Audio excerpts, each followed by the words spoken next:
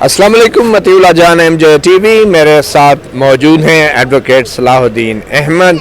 आज दो बड़ी डेवलपमेंट्स, एक जस्टिस मंसूर अली शाह, जस्टिस आयशा मलिक और जस्टिस अकील अब्बासी पर मुश्तमिल बेंच 26वीं आईनी तरमीम के हवाले से उठाए गए सवालात पर समाअत नहीं कर सका। जस्टिस मंसूर अली शाह की क़यादत में जब ये 3 जजेस का बेंच कमरा अदालत में दाखिल हुआ तो जस्टिस अकील अब्बासी जस्टिस मंसूर अली शाह से मुखातब हो के उन्होंने कहा कि ये वो केस है जिसमें मैं बतौर सिंध हाई कोर्ट जज फैसला दे चुका हूँ, इसलिए ये मैं केस नहीं सुन सकता। मगर क्या जस्टिस अकील अब्बासी को इस केस के बारे में कमरा अदालत में आने के बाद ही पता चला?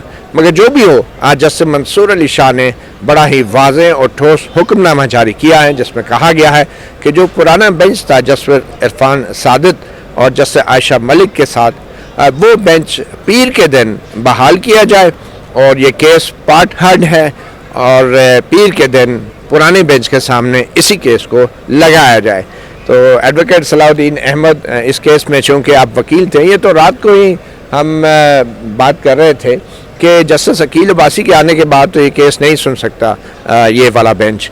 तो ये हुआ क्या है बुनियादी तौर पे? क्या चीफ जस्टिस याहिया अफरीदी और जस्टिस अमीनुद्दीन खान को ये मालूम नहीं था कि जस्टिस अकील अब्बासी इस बेंच पे नहीं बैठ सकते? और अगर वो जानते बूझते हुए उन्होंने जस्टिस अकील अब्बासी को इस बेंच पे बैठाया तो बज़ाहिर तो वक्त मिल गया आईनी बेंच के सरबराह को और चीफ जस्टिस को कि 26वीं आईनी तरमीम के हवाले से एक ऐसे वक्त में कोई अबूरी हुक्म ना आ जाए कि जब जुडिशल कमीशन जजों की तैनाती के लिए 17 जनवरी को इजलास करने जा रहा है। जी मती भाई, इसमें ऐसा है जो बेंच ने एक्सप्लेन किया कि जब ये पिछले दिन जब 2 दिन पहले जब ये केस लगा था तो वो इरफान सादिक साहब की बेंच के सामने थोड़ा सा ये केस चला था और उसमें ये इशू उठा था कि आया अब 26वीं तरमीम की जो शिक है 191A, उसके तहत क्या जजेस से उनका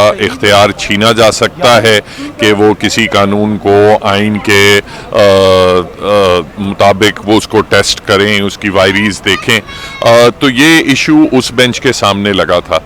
उसके बाद वो बेंच शायद 3 या 4 दिन के लिए था। उसके बाद ये बेंच जब आया तो आज केस की समाअत में बेंच ने एक्सप्लेन किया कि ये इसमें ऑफिस की गलती से ये यहाँ लगा है।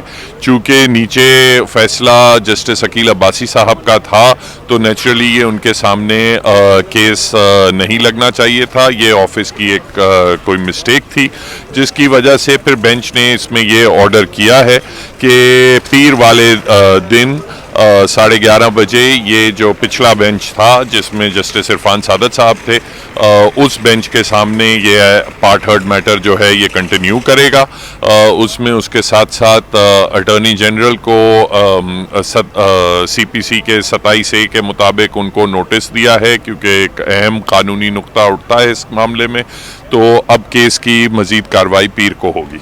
अच्छा एडवोकेट सलाहुद्दीन अहमद, क्या ये गलती जो है दफ्तर की, जैसा कि जस्टिस मंसूर अली शाह कह रहे हैं, ये दानिस्ता लगती है या गैर दानिस्ता है? और ये है किसकी बाय द वे? मुझे मती साहब, मैं तो आपको पता है कराची से आता हूँ, केस के लिए आता हूँ, सुबह केस चलाता हूँ। मुझे नहीं पता किसकी गलती थी, कहाँ थी गलती, दानिस्ता गैर दानिस्ता। I can not go by it, but I think अपना इस किस्म की मिस्टेक्स ऑफिस से हो जाती हैं।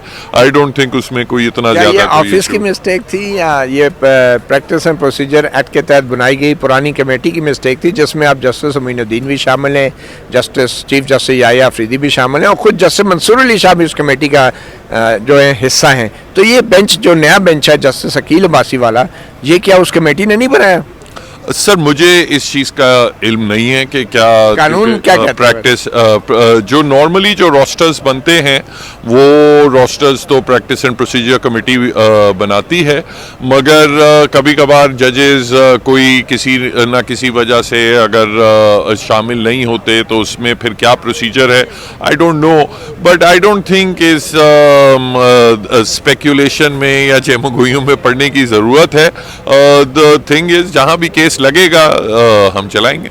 अच्छा, अब ये बताएं कि जुडिशल कमीशन का जो कल इजलास होने जा रहा है उसमें जजेस की तैनाती होनी है, तो क्या जो जस्टिस इरफान सादिक वाला बेंच अगर होता तो क्या वो 26वीं आईनी तरमीम के हवाले से किसी किस्म का कोई अबूरी हुक्म जारी कर सकता था? कानूनी पोजीशन क्या है? देखें, जो चैलेंज, जो लीगल क्वेश्चन फ्रेम किया गया है वो तो लिमिटेड है अभी तक। अब मज़ीद हियरिंग में कोई और नुक्ता उठता है तो वो अलग बात है। अभी तक जो क्वेश्चन कोर्ट के सामने है वो ये है कि 191A के तहत क्या जो सुप्रीम कोर्ट के जज साहिबान हैं और सुप्रीम कोर्ट की जो डेफिनेशन है उसमें चीफ जस्टिस और उनके तमाम असातिज़ा जजेस की डेफिनेशन है, तो क्या चंद जजेस से उनके जो आइनी इख्तियारात हैं वो छीने जा सकते हैं, बेशक वो किसी परपोर्टेड आइनी तरमीम के तहत हो। तो वो जो क्वेश्चन है वो डिसाइड करना है। बाकी अब फिर पीर वाले रोज़ देखते हैं कि क्या नहीं, लेकिन क्या कोई अबूरी हुक्म इस हवाले से जस्टिस मंसूर अली शाह का बेंच जारी कर सकता है? आईनी पोजीशन क्या है? देखिए, जो जनरल लीगल पोजीशन है वो तो यही है कि जब भी कोई अगर कोई बेंच कोई फाइनल ऑर्डर पास कर सकता है तो इंटरम ऑर्डर्स भी पास कर सकता है, मगर मैं समझता हूँ कि उस चीज़ में अभी तक अभी स्पेकुलेट करने की ज़रूरत नहीं है। अभी जो मेन इशू है जो पीर वाले दिन सुना जाएगा उसको देखते हैं।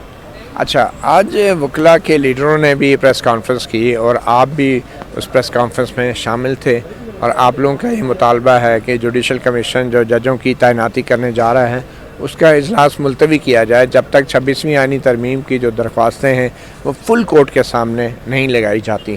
तो अब ये जो तहरीक बाज़ाहिर चल रही है और इस हवाले से एक ख़त भी लिखा जा रहा है तमाम जजेस को भी और चीफ जस्टिस को भी, तो आप कितने पुरुमीद हैं कि इस ख़त के ऊपर या आपके इस मुतालबे के ऊपर गौर किया जाएगा? और ये गौर करना किसने है? पहले तो ये बता देना, क्या ये चीफ जस्टिस याया फरीदी ने करना है? क्या ये चीफ जस्टिस जजेस जो हैं जस्टिस अमीनुद्दीन खान ने करना है? ये किसने करना है? क्या और ये आपके ख़त पे गौर क्या फुल कोर्ट में किया जाएगा? कहाँ किया जाएगा? और क्या आपके ख़त का कोई सो मोटो लेगा? अगर लेगा तो क्या वो आइनी बेंच लेगा आपके ख़त का या चीफ जस्टिस ले? आप उस ख़त को लिख के कानूनी और आइनी तौर पे आपको हासिल क्या होगा और किसका तरीक़ाकार क्या होगा? देखिए मती साहब, इसमें इशू ये है कि अभी 26वीं आइनी तरमीम के केसेस पेंडिंग हैं, उसमें 20-25 पिटिशन्स फाइल ऑलरेडी हो चुकी हैं और मुतवक्का है कि और भी पिटिशन्स फाइल हो रही हैं। अब उस सिनेरियो में अब उन पिटिशनों में डायरेक्ट एक चैलेंज है कि ये जो जुडिशल कमीशन की कॉम्पोजिशन है ये आइन के बुनियादी ढांचे के ख़िलाफ़ है, ये अदलिया की आज़ादी को सल्ब करती है।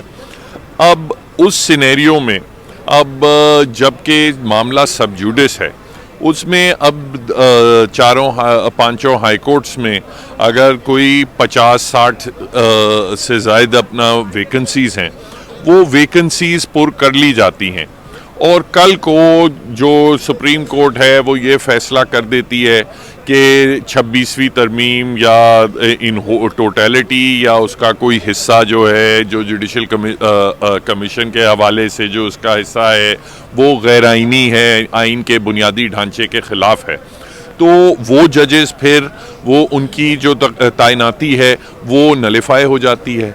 अब अगर वो होता है तो देखें, 2 बार माजी में जब इस किस्म की भर्तियां जल्दबाजी में की गई, एक बार था जब 1995-96 में जो उस वक्त की गवर्नमेंट थी, पीपल्स पार्टी की गवर्नमेंट थी उस वक्त सारी भर्तियां की गई हाई कोर्ट्स में चीफ जस्टिस की रजामंदी के बगैर। उसके बाद आपको याद है अल जिहाद का केस हुआ और उनमें से अक्सरियत जो थी जजेस की उनको घर जाना पड़ा। उसकी वजह से जो लिटिगेंट्स थे जिनके पार्ट हर्ड केसेस थे वो बड़े मुतासर हुए। जिन लोगों को वापस घर जाना पड़ा उनको भी अजियत का सामना करना पड़ा, एक एम्बेरसमेंट भी होती है, एक जुडिशरी के लिए एम्बेरसमेंट थी। उसके बाद यही तरीक़ेकार आप को याद होगा मुशर्रफ साहब के दौर में हुआ था जब पीसीओ के तहत बहुत सारे जज साहिबान को निकाला गया 2007 में। उस वक्त फिर नए पीसीओ जजेस इंडक्ट किए गए, सैकड़ों लोगों को। उसमें कुछ अच्छे लोग भी थे, कुछ बुरे लोग भी थे। बहरहाल सबको वापस घर जाना पड़ा। अगेन एक बहुत बड़ा डिसरप्शन जुडिशरी को भी हुआ, उन लोगों के साथ भी मैं समझता हूँ ज्यादती हुई। कई उनमें से जो थे अच्छे जजेस थे, उन्होंने अपनी सारी प्रैक्टिस छोड़ के जुडिशरी की तरफ आए, फिर 6 महीने साल के बाद वापस जाना पड़ा। अगर वही सिलसिला आज होता है तो मैं समझता हूं कि वो ज्यादती होगी।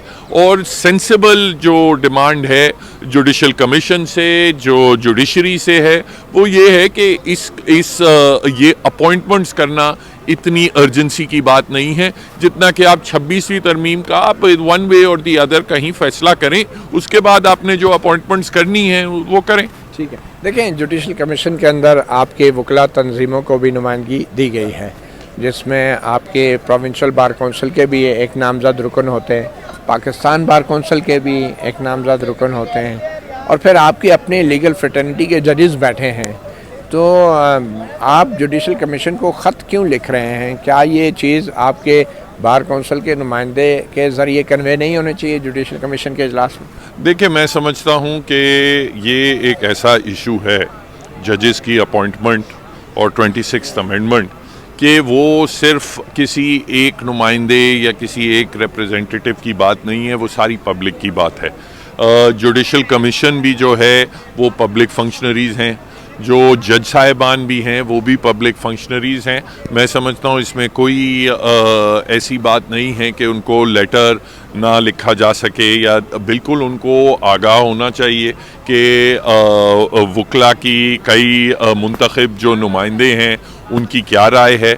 जो बार काउंसिल के नुमाइंदे हैं जुडिशल कमीशन में, उनको तो बिल्कुल इस चीज़ पे गौर करना चाहिए, और जो बार काउंसिल के जो नुमाइंदगान हैं उन सब ने अल जिहाद ट्रस्ट में भी सिचुएशन देखी है, और फिर उसके बाद Sindh high court bar association का मुशर्रफ साहब वाला जो मामला था वो देखा।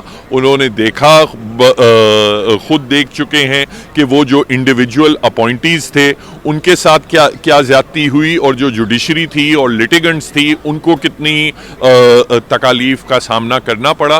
तो मैं समझता हूं कि उन सबको ये एहसास हो कि इस मामले को अगर 2-3-4 हफ्ते आगे कर दिया जाए तो उसमें कोई हर्ज नहीं। लेकिन इससे एक बात तो वाज़ेह है कि आप जितने भी ये लॉयर्स एक्शन कमेटी जो बनी है, आप लोगों को सुप्रीम कोर्ट बार एसोसिएशन और पाकिस्तान बार कौंसिल की क़यादत पे एतमाद नहीं है, और आप समझते हैं कि वो सब कंप्रोमाइज़ हो चुके हैं, जैसा कि हामिद खान एडवोकेट भी बार बार कहते हैं।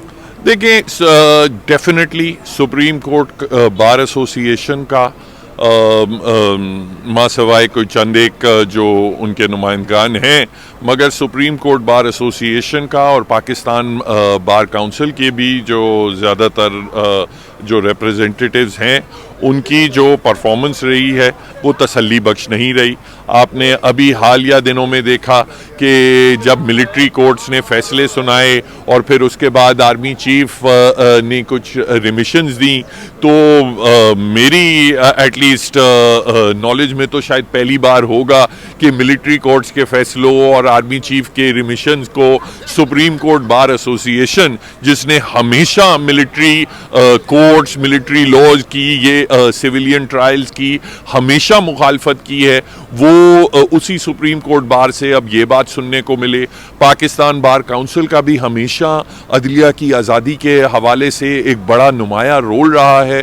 उनकी तरफ से ये अपलॉड किया जाए कि अदलिया में पॉलिटिकल अपॉइंटीज़ हों और पॉलिटिकल बेंचेस हों और इस किस्म की चीज़ें हों, तो उनका जो रवैया रहा है उस पर अफसोस और तशवीश तो होती है। सुप्रीम कोर्ट बार ने वैसे भी अपने रिहायशी स्कीम के प्लाटों की डेवलपमेंट DHA के साथ मुआहदा किया है, तो उसके बाद तो मेरे ख्याल में आपको ज़्यादा तवक्कुआत नहीं रखनी चाहिए अपनी लीडरशिप से। मोदी साहब, मैं अल्लाह का उस दिन से शुक्र करता हूँ कि पता नहीं एक दिन क्या ख्याल आया मुझे कि वो जो प्लॉट मिलता था वो मैंने वापस कर दिया।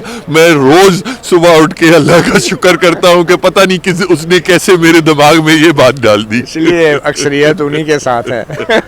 बट एनीवे, बहुत शुक्रिया एडवोकेट सलाहुद्दीन अहमद, आपने प्रोग्राम MJ TV में शिरकत की, और आप देखते हैं कि पीर के दिन जस्टिस मंसूर अली शाह का बेंच 26वीं आईनी तरमीम के हवाले से क्या करता है। मगर उससे पहले कल जुडिशल कमीशन का इजलास है, और देखना यह है कि कौन कौन से जजेस जो हैं वो तैनात होते हैं। मतीउल्लाह जान MJ TV से इतना ही, इजाज़त दीजिए, अल्लाह हाफिज़।